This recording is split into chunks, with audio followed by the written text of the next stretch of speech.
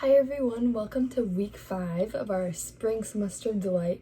We're so excited that you all were able to come and join us today. It's a really good lesson, so I can't wait to start talking about it. For those of you who don't know me, my name is Ellie Longi and I'm the Delight Dates coordinator. While I have everyone's attention, I'm going to give kind of a little quick update about Delight Dates. So as most of you are aware, if you saw in the band app, we did a fun little giveaway for a Starbucks gift card.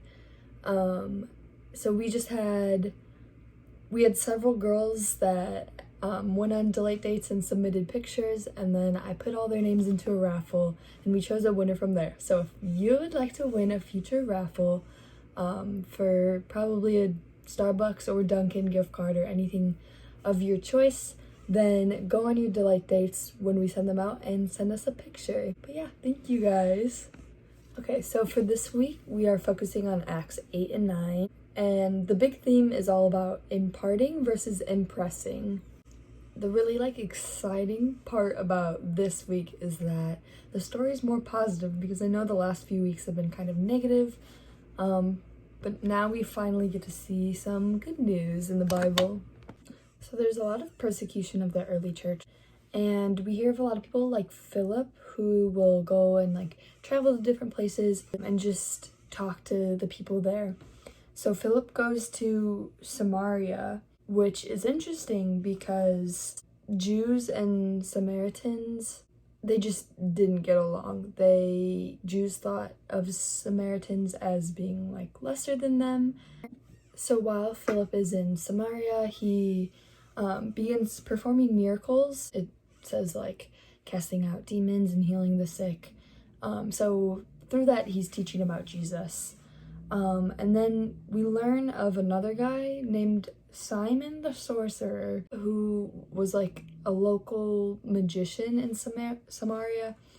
Luke just puts this part in the story really is just kind of a contrast, and this just brings us to our point about impressing versus imparting. So both Philip and Simon were doing things that were just really amazing to people, but there's a huge difference. Philip was doing his acts for the glory of God, and Simon was doing them for the glory of himself.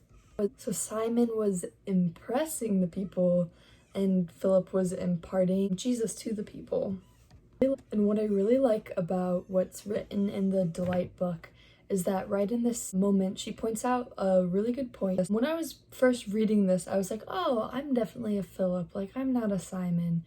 But upon further self-reflection, she realized oh, maybe I am more like Simon than not. And I just think that's a really interesting point, because honestly, whenever I've read the Bible, I've always been oh yes, I am like that person who's a good example, like Philip.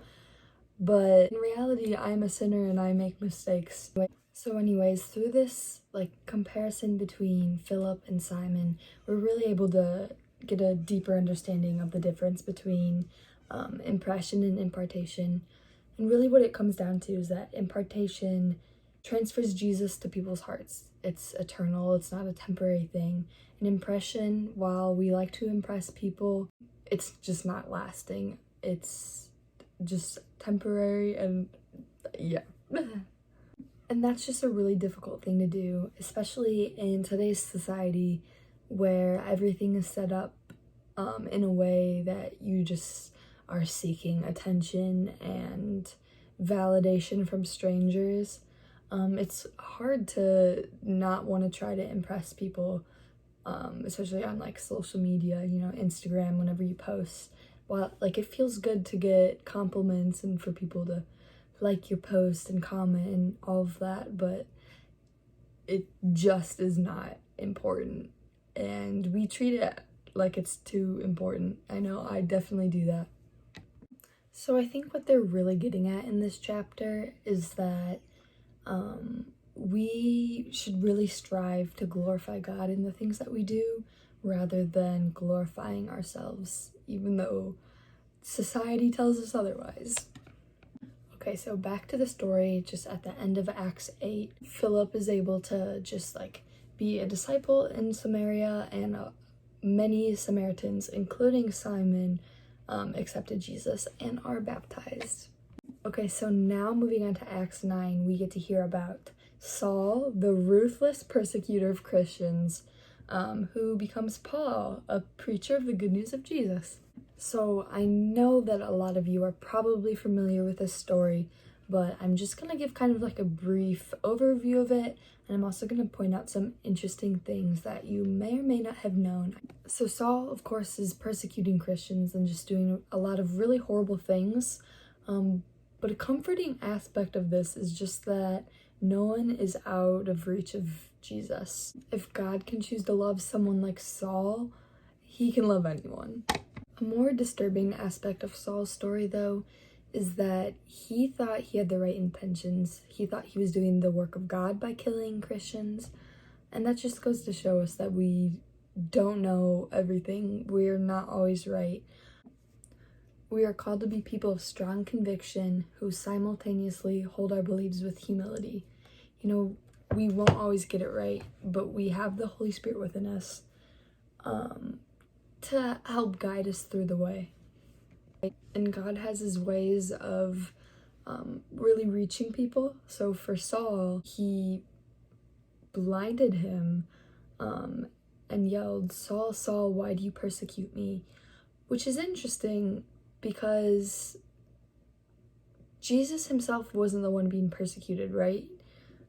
Saul was persecuting Christians, so followers of Jesus, but he was not specifically persecuting Jesus, but Jesus still asked, "Why do you persecute me?" I love in the book, I underlined it, it says, Jesus is so joined to his people that you cannot touch his people without touching him. So Saul did horrible things to Jesus's people, and Jesus took it personally. So Saul spends 3 days being blind. His eyes are completely open, but he can't see a thing. So then God calls upon a man named Ananias to restore Saul's sight. And then it says that literal scales fell from his eyes and he was able to see again. And then it says he got up and was baptized. And I don't think that in the past when I've heard this story that I've really grasped how crazy it is that after only 3 days of being blind, Saul completely did a 180 and started preaching the word of Jesus. Saul completely became a new person in Jesus. And it just goes to show that the same thing can happen to us, even if it's not on as big of a scale. So this is obviously not the end of the road for Saul. He continues to follow Jesus and spread his word, but he does go through a lot of hardship and suffering throughout the rest of Acts 9. Alright, that is all for me today. Thank you so much for listening. I hope you have such great conversations with your small groups. I'll be praying over them. And just as a reminder, we will be back next week for Acts 10, so if you're able to join us, please come. We would love to have you. Hi, small correction. We're not actually meeting next week because it's midterms, so good luck on your midterms.